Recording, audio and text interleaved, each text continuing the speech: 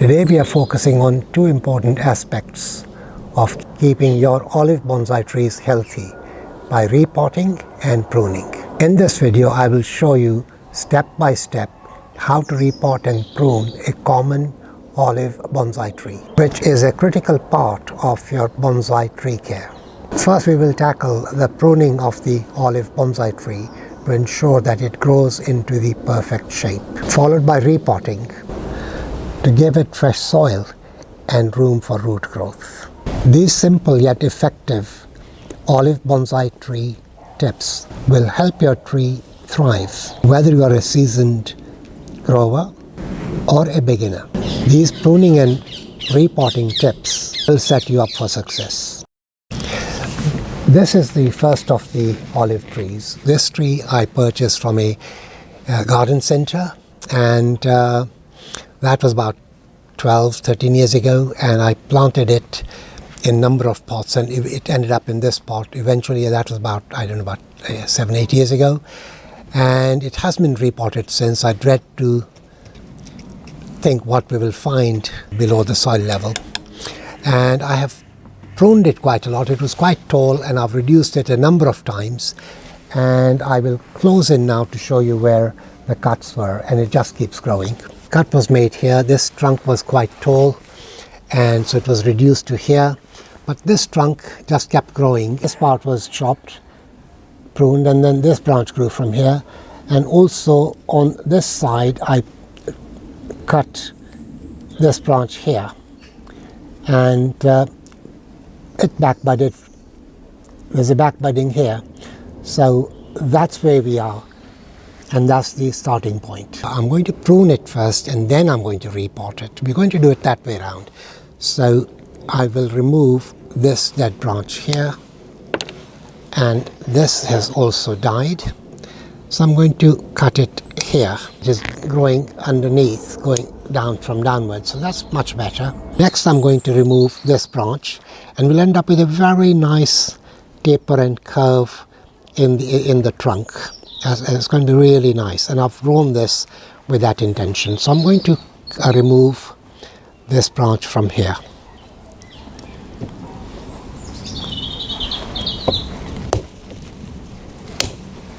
There we are. And this branch I will keep, and they propagate quite easily, and that's what I will do with this one. And I will tidy this up, and then we'll seal it as it's starting to weep a little. So normally they heal quite well. There's quite a big cut, so I'm applying this wound sealant. Olive tree leaves are in pairs, as you can see here, and just like the maples, when you cut, two new branches appear from either side of the cut, and the process will be repeated. 2 will become 4, 4 will become 8, and so on. It's geometrical progression, and we'll see. I may have to wire this down, as I don't want it growing upwards. So at some stage I will wire it down so that it grows in this direction. All the new growth is at this sort of level. Moving upwards, I'm going to remove some of the dead sort of stumps which were facing inwards, and then also these two branches which are growing inwards. So these will come out. There we go. And I'm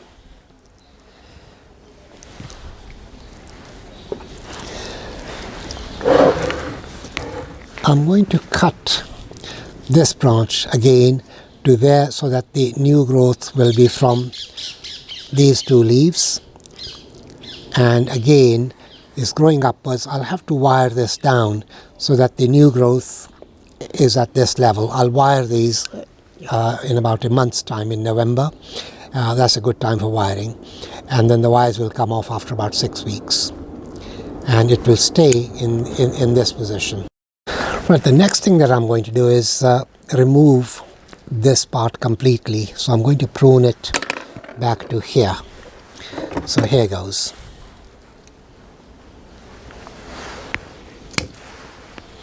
This also is a reasonably large cut, so I'm going to apply some cut paste.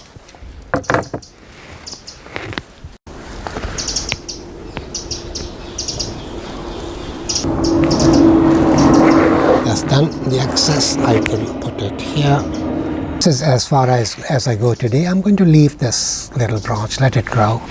And this branch again, I will leave it for now, and it will probably be removed at the next repot and the next prune. I've used this little bonsai sickle to go around the pot and to loosen the soil. And the soil that I used when I last repotted it was kitty litter. It's a special kind of kitty litter. They've stopped doing it. So what you see here is the original kitty litter, which is still intact, and some of it has broken down the way Ekadama does, and it was wired in, so this is why it's reluctant to come out. There we are. Pot to one side. So that's the tree out of the pot. Wow, I can see some big surface root here, which I will pull the tree out, and this then becomes a surface. At the moment it's below the surface, this root here, and so continue working on the soil. The roots have gone right round, and we'll do a reduction as well. You have to remember that we are in September now, and it goes against the rules for repotting. I have cleaned up the roots, and they've come out very beautifully. There we go. And some of the roots have gone round around the pot, which I will cut back. And to do that, I'll make a start. But before that, there are roots coming from fairly high up. The trunk has a very nice taper, so I'm going to pull all this out of the soil level to go down to this or even lower. But to do that, I've got to remove some of these roots. I'll have to have a look at this one, what's going on here. And there are also some very thick roots here. Have a look at that. I'm going to start pruning these roots first. These they're quite long, so I'm going to cut them, hold them up, and start cutting them back. Same goes for this one. It's quite thick and quite long, and it had actually turned to 90 degrees, so that comes off from back here. Same thing with these roots. They've all turned, as you can see. I'm going to pull them out and then cut them right round. We'll come back to this one. Just do cutting right round, and then we'll reduce it a bit more. From this side I haven't touched yet. So pull these out and cut some of these roots as well.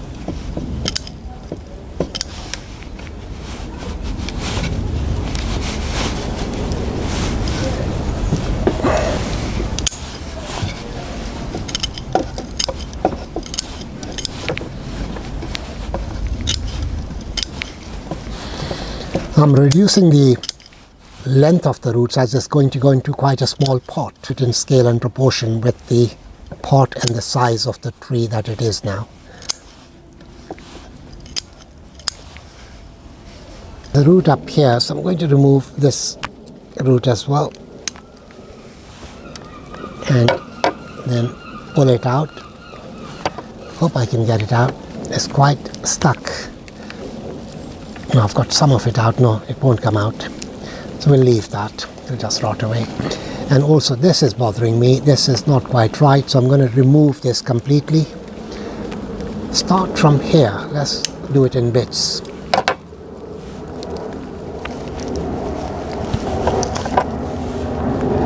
That's quite a thick root, and these are the roots that I've removed so far.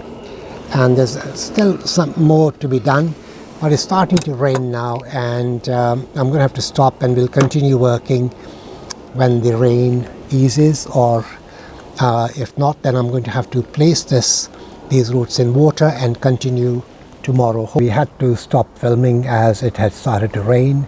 It's a nice pleasant day. It's sunny, but it's cold, and I've got the tree out. I had left it in water, so it's fine. As you can see, there's no wilting of the leaves, so the tree is fine. Today I'm going to continue with a little bit of the root work before I put it in its new pot.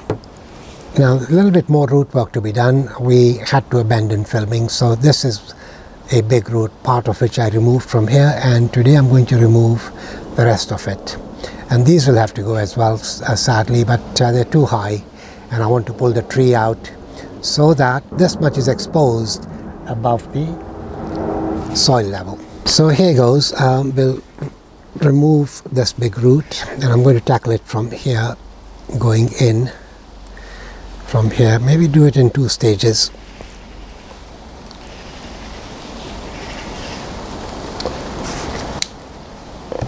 There we go. So that's off. Now that actually is part of the trunk. So we'll clean it up a little bit more and then leave, because that's where the root was meeting the trunk. There we go. That's that one done. And now there are some roots which are crossing. This one, for example, I've removed one big one from here, and this one is crossing, so this will be reduced right back to about there. The little ones I'll leave. This one is sticking out, so this one will remove. And working my way around, remove the roots which are high up. I've freed this root, and underneath was that, so I've removed that, and now to remove the rest of it. So here goes. There we are. That's the upper part, and that was the lower part. So that's the whole thing which was removed. Have a quick look round, and also shorten the roots a little bit further to make sure that it fits into its new pot.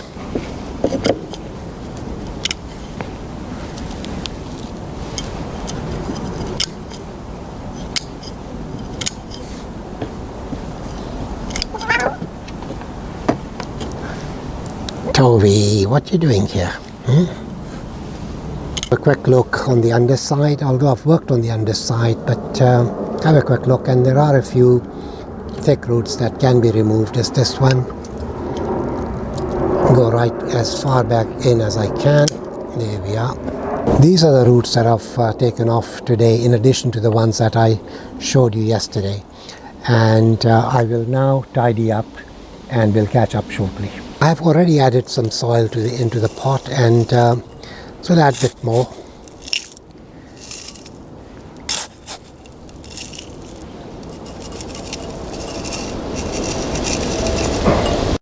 So that's the bottom, nice and flat, and the roots in a very radial form as far as I could correct them. And we now put the tree in the pot, and some of the roots are going just over, and they are quite small. I don't want to trim it any further, and we will now ease the tree into the pot, and I think that is a good place. And I will now wire the tree in, and these wires will go above the roots. Try and do it as gently as we can, and that's one side. I'm just going to gently tighten these wires using the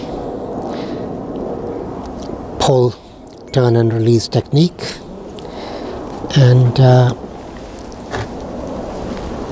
that side is pretty secure. And now we start on this side. Make sure that the